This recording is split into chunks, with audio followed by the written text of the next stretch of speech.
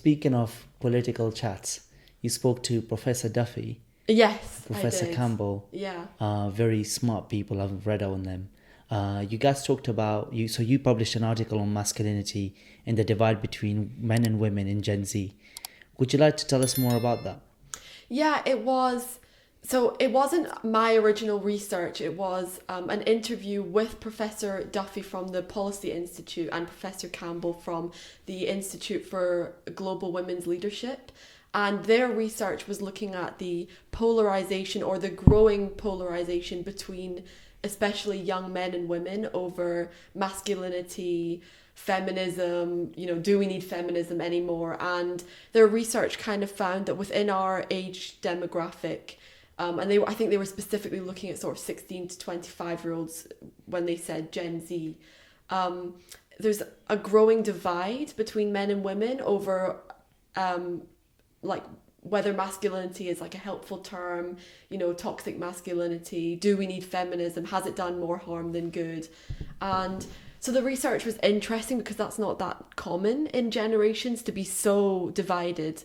And it's not really just on feminism, like other Financial Times research has found that men and women are growing politically more apart. So women tend to vote more liberally, like more for Labour, whereas young men are voting more for Conservative and more right wing parties, which is interesting because it's not so common in generations.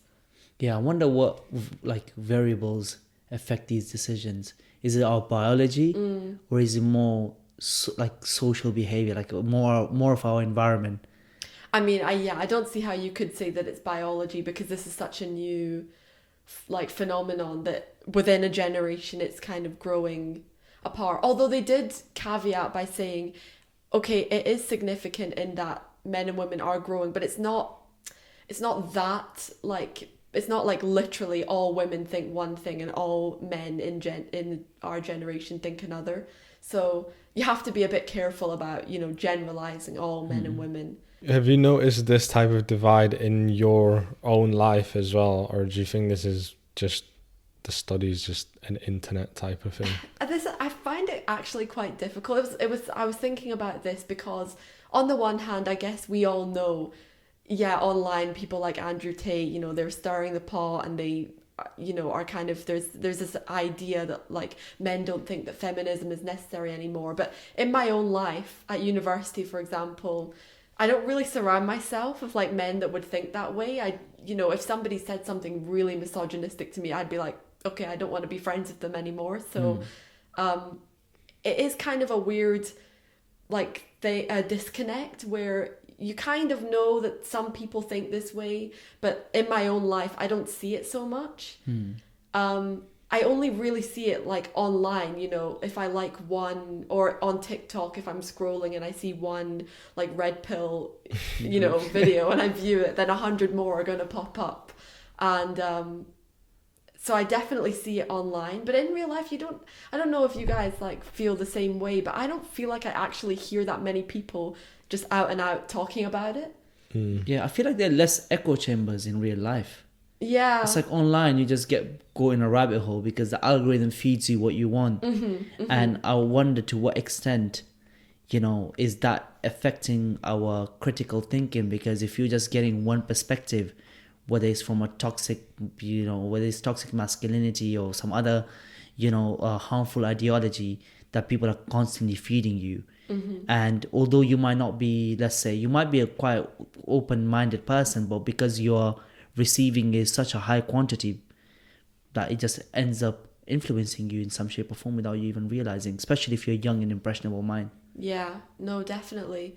And also, if you're kind of taking in all of these videos but not actually talking about it to anyone, I think that's maybe why the disconnect is there, is because people see these videos in their own, in their home or on the bus home from uni or whatever, and they're scrolling and you're taking all this kind of like slightly misogynistic ideas or things that like women are to blame for I don't know, bad things that are happening in young men's lives, and but you're not talking about it with anyone else, and then there's this polarization that it's hard. Like I can't, young women can't see or they don't hear it like out loud, from other people. And I think that's why it's so important to talk about it, on podcasts or like in university campuses, like have young men and women like just talking about these issues, because I think sometimes like men maybe just don't understand, like just because legally there might be like legal, for example, the wage gap comes up so much where, okay, yeah, legally men and women have to be paid the same, but that's not all misogyny. That is not the only thing that young women experience. But if you're not talking to women about their actual experiences in real life, then you just wouldn't know. Yeah, like their safety outside. That one survey that showed that 97% of women in UK have experienced some sort of harassment, like things like that, right? Where men, they don't really, I mean, their problems are different. I'm not saying they don't have problems, but they're not aware of the problems women might be going through. And like whether it's at workplace as well. For example, one of my friend who works in this law firm, so she gets asked a question like, are you gonna get married, or are you pregnant, are you gonna have kids, and how is that gonna work, are you gonna be attending work? And a lot of women don't get hired because of these reasons. Yeah, on paper it's not like it's not misogyny, but it's still patriarchy in a way. Like it's you get what I'm saying. Like it's not like, oh, they're being, it's like, I don't know how to quite word it. It's although in terms of law, yeah, they might still be getting paid the same, but these factors do hinder women in getting a lot of opportunities, because factors like this companies take into mind, because they're all about profit, especially in a capitalistic economy where it's all about profit, right? And if women are going to miss 6 months of work, or I mean more than that, then they will end up hiring less women for these reasons without any compensation. Yeah, definitely. I mean, I guess it's that kind of insidious, it's like no one's saying it out and out to your face, this is the reason why you're not getting hired. But at the same time, it's that unconscious, as you say, well, a woman of a certain age might potentially get pregnant, so therefore, we won't hire you. That is like one part of the wage gap, is that women take more time off of work, typically if they have children. And so they're not picking up as many shifts, or they're not progressing in the same way that men their age would progress who aren't having to take time off work. So all of these factors are, they're part of it, and you maybe just wouldn't necessarily see that unless you were taking the time to talk to women and read up more yourself on it. So this recent polarization that you mentioned in the article, where do you think this comes from?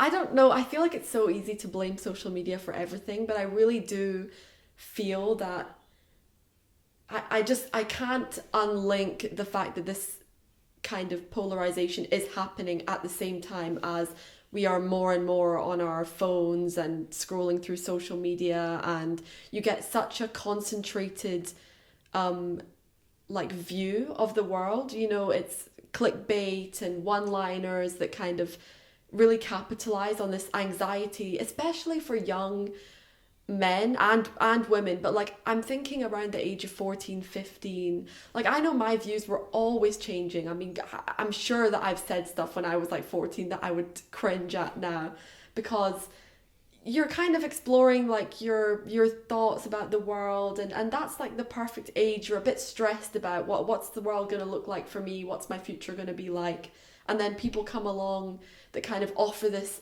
solution to you that these problems are not your fault, and they're the problems of other people, and feminism is ruining things for you, and that's kind of a maybe more palatable than like other problems, like maybe more structurally. I'm not saying that men should be blaming themselves, but I do think that it's very easy, because women are right there, in the classrooms with you, so it's pretty easy to just blame girls that are around you. I think that's a good point. I think we see this like all throughout society now, where people are looking for other people to blame instead of taking a look at themselves first and see like, what can I do to myself, maybe do a bit of self-improvement or whatever. It's like, it's all that guy's fault, and if he wasn't here, I'd be doing so well. It's like how anti-immigration people, it's all the immigrants' fault. If they weren't here, like, the country would be in a great place.